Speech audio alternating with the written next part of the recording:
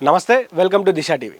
భారతదేశ జాతీయ గీతం జనగణమనకు ఎంతటి గౌరవం ఉందో జాతీయ గేయం వందే మాతరం కూడా అంతే ప్రాముఖ్యత ఉంది. అయితే ఇప్పటి వరకు వందే మాతరం విషయంలో స్పష్టమైన నిబంధనలు లేవు. కానీ ఇప్పుడు కేంద్ర ప్రభుత్వం ఒక సంచలన నిర్ణయం తీసుకుంది. వందే మాతరం పాడేటప్పుడు నిలబడాలా, వందే మాతరంలో ఎన్ని భాగాలు పాడాలి, స్కూళ్ళలో ఏం చేయాలి, ఆటంకం కలిగిస్తే జైలు శిక్ష ఉంటుందా లేదా, వీటన్నిటిపైన కేంద్ర హోంశాఖ కీలక మార్గదర్శకాలు జారీ చేసింది. అసలు వివాదం ఎక్కడ మొదలైంది? 150 ఏళ్ల ఈ గేయ ప్రస్థానం ఏమైంది? ఈరోజు మనం ఈ వీడియోలో పూర్తిగా తెలుసుకునే ప్రయత్నం చేద్దాం.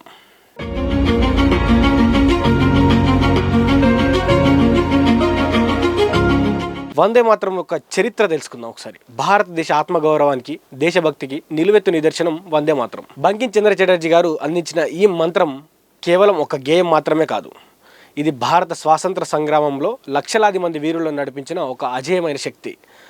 అమ్మా నీకు వందనం అంటూ భారతమాతను దైవంగా భావించి కొలిచే ఈ గేయం భారతీయులందరికీ కుల మతాలకు అతీతంగా ఏకతాటిపైకి తెచ్చింది.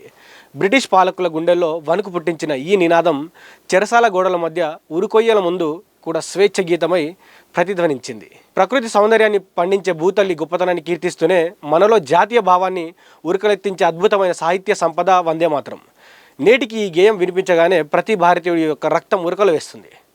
దేశం పట్ల భక్తిభావం ఉప్పొంగుతుంది. వందే మాత్రం ఒక పాట కాదు, ఇది మన స్వాతంత్ర సంగ్రామంలో లక్షలాది మందికి స్ఫూర్తినిచ్చినటువంటి పాట అని మనం చెప్పుకున్నాం. అయితే బంకిం చంద్ర చటర్జీ గారు 1870లో దీన్ని రాయడం జరిగింది. 1882లో ఆయన రాసిన ఆనంద్ మఠ్ నవలలో ఇది భాగమైంది. 1896లో కాంగ్రెస్ సమావేశం నిర్వహించడం జరిగింది.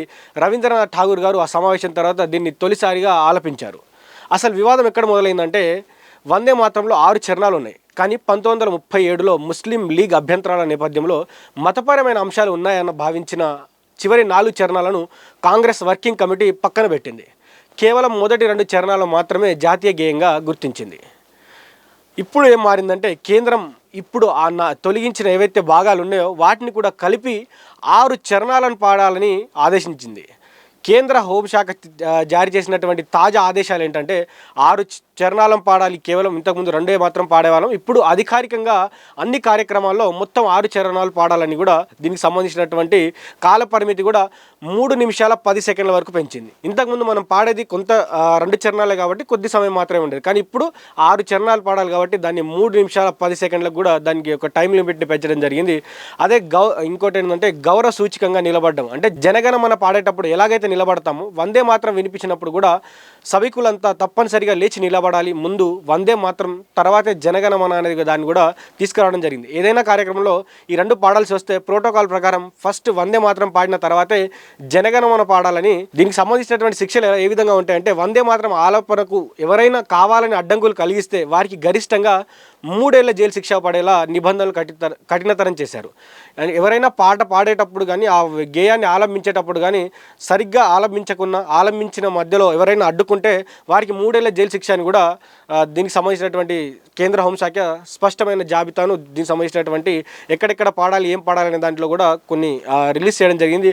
మొదటగా పాఠశాలలో ప్రతి స్కూల్లో అసెంబ్లీ వందే మాత్రంతోనే ప్రారంభం కావాలని కూడా వారు ఈ గెజెట్లో ఏదైతే వచ్చినటువంటి జీవోలో వాళ్ళు చెప్పడం జరిగింది.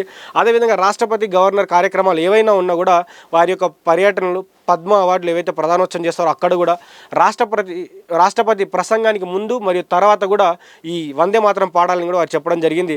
అదేవిధంగా జాతీయ జెండా ఆవిష్కరణ అయితే త్రివర్ణ పతాకాన్ని ఎగరవేసే సందర్భంలో మరియు నేషనల్ పరేడ్ సమయంలో కూడా ఈ వందే మాత్రాన్ని పాడాలని కూడా వారు సూచించడం జరిగింది. అదేవిధంగా ప్రభుత్వ కార్యక్రమాలు ఏవైతే ఉంటే మంత్రులు పాల్గొనే కావచ్చు, అధికారులు పాల్గొనే కావచ్చు, అధికారికంగా వేదికలపై జరిగే వాటన్నింటిని కూడా ఈ వందే మాత్రం గేయాన్ని ప్రోత్సహించాలని కూడా వారు చెప్పడం జరిగింది. అదేవిధంగా మృదంగ వాయిద్యం, జాతీయ గీతాన్ని ముందు కొన్ని నిర్దేశిత వాయిద్యాలు, మృదంగం వంటివి వాడాలని కూడా సూచించారు. అయితే థియేటర్లలో కూడా మినహాయింపు ఎందుకు ఇచ్చారంటే, థియేటర్లో ఇంతకుముందు మనం జనగణమన పాట పాడితే అందరూ లేవాల్సిందే. కానీ ఇప్పుడు థియేటర్లలో వాటికి మినహాయింపు ఇచ్చారు. ఎందుకంటే చాలామందికి వచ్చిన సందేశం ఏంటంటే, మరి సినిమా థియేటర్లో కూడా వందే మాత్రం వేస్తారని కూడా చాలామంది దీనికి సంబంధించినటువంటి సందేహాన్ని బయటికి తేవడం జరిగింది. అయితే దీనికి ప్రభుత్వం మినహాయింపు ఇచ్చింది. సినిమా హాల్స్లో జనగణమన వేసినప్పుడు లేదా వందే మాత్రం గురించి ప్రజలు లేచి నిలబడాల్సిన అవసరం లేదని స్పష్టం చేసింది. అసలు దీనికి అట్లా అంటే ఇంతకుముందు కఠినతరం చేసినటువంటి సినిమా హాల్లో ఇప్పుడు ఎందుకు దీన్ని తీసేశారంటే కారణం ఏంటంటే థియేటర్ల వంటి చోట్లకు జనం మధ్యలో లేచి నిలబడితే గందరగోళం ఏర్పడి గొడవలయ్యే అవకాశం ఉంది. కొంతమంది నిలబడరు, కొంతమంది నిలబడతారు. కాబట్టి అలాంటి ఉన్నటువంటి ఏదైతే ప్లాట్ఫామ్స్ ఉన్నాయో వాటికి మినహాయింపు ఇచ్చింది. సో ఆ ప్రాంగణాలకు ఈ నిబంధన నుంచి వెసులుబాటు కల్పించింది ప్రభుత్వం. అయితే 150 వసంతాల వేడుక యొక్క ప్రాముఖ్యత ఏంటంటే ఇప్పటికీ ఈ వందే మాత్రం సాహిత్యం బయటికి వచ్చి 150 సంవత్సరాలు అయింది. అయితే వందే మాత్రం ఒక అద్భుతమైన భావశిల్పం. ఈ గేయంలో బంకిం చంద్ర చటర్జీ గారు భారత మాతను కేవలం ఒక భూభాగంగా కాకుండా అనంతమైన శక్తులు గల ఒక దైవ స్వరూపంగా వర్ణించారు. సుజలాం సుఫలాం మలయజ శీతలం అంటూ సాగే పంక్తుల మధ్యలో మన దేశంలోని సమృద్ధిగా ప్రవహించే నదులను, మధురమైన ఫలాలను, మలయ మారుతం లాంటి చల్లని గాలులకు కళ్ళకు కారుతాయి.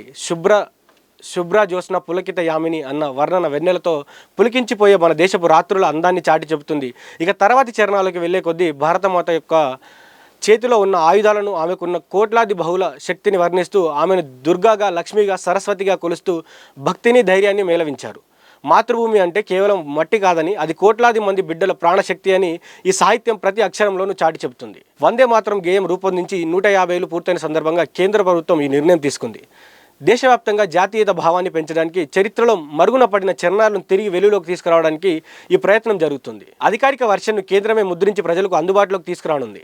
దీనివల్ల పదాల ఉచ్చారణలో తప్పులు దొరలకుండా ఉంటాయని ప్రభుత్వం భావిస్తుంది. సో చూశారు కదా, వందే మాత్రం విషయంలో కేంద్ర ప్రభుత్వం తీసుకున్న ఈ నిర్ణయం చారిత్రాత్మకమైనదని, మన సంస్కృతిని, స్వాతంత్ర పోరాట ఆత్మను గౌరవించుకోవాల్సిన బాధ్యత మనందరిపైనే ఉంది. ఒక భారతీయుడిగా వందే మాత్రం పూర్తి పాఠాన్ని నేర్చుకోవడం, దానికి సరైన గౌరవాన్ని ఇవ్వడం మన కనీస ధర్మం.